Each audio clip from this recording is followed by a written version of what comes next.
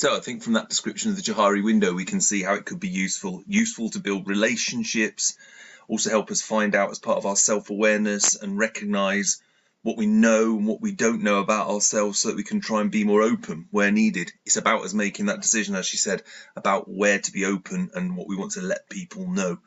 Interesting areas, as we can see from the graphic I've got up there, about the hidden and unknown, and she mentioned that the hidden area can often be a facade that we've built up, that we've put up, that where we're trying to avoid things that we don't want to know, and that's part of our self-awareness, learning to deal with those.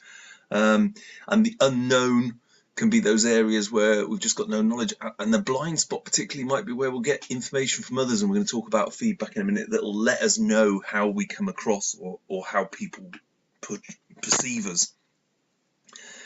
So we need to build that trust, because building trust is vital, and this is a key step towards it. Building trust with our team, if we want to be effective leaders, is absolutely vital, and this can be utilized. The Johari window can be utilized to get to know more about ourselves. So hopefully you'll find that a useful tool. So now let's have a look at another useful tool. That's a SWOT analysis. In this case example, a personal SWOT analysis. SWOT is a structured planning method that evaluates strengths, weaknesses, opportunities and threats, and originally used for business planning, for projects and ventures, but can be easily adapted and very effectively used by individuals to look at themselves so they become more aware of their areas of strengths and weaknesses. It can be seen from the table or the template on the screen. You've 4 boxes: strengths, weaknesses, opportunities and threats.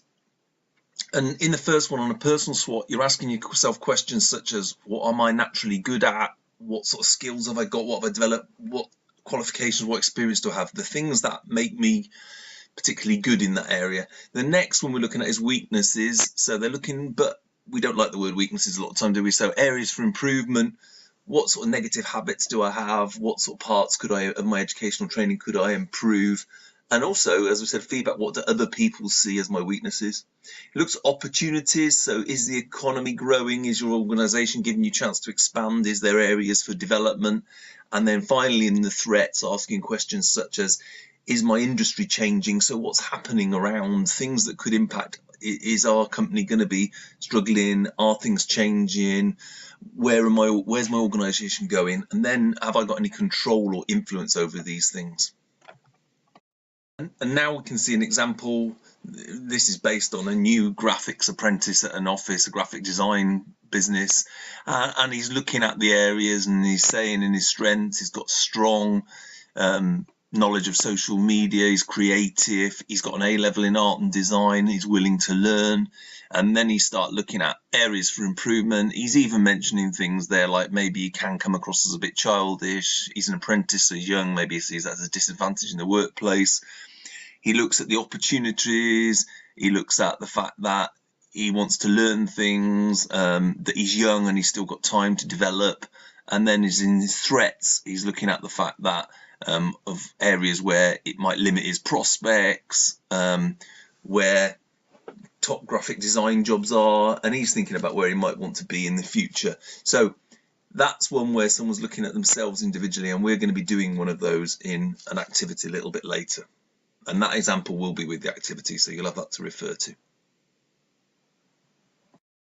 Another tool we can use are self-awareness cards. Many different products out there with different names, but they're all sort of easy to use, creative cards that encourage you to reflect, discuss and learn social skills in a fun and entertaining way. I've normally seen them used in sort of group activities, but reviewing them yourself and reading the guidance on them can be helpful. Like I say, many different cards out there giving different descriptions. An appropriately named one, talk about cards, because that's what we're really doing, talking about them. And another common one, the pack type ones, which focus on different types of people. In this experience, they're using packs of dogs, and the hound is labeled as someone who is creative, who's known for taking risks, who's individual, has a lot of individuality and likes to generate new ideas. Can be useful, let's say, in group situations, but also just yourself reflecting on where you see you fit into. It's just food for thought and another tool towards our self-awareness.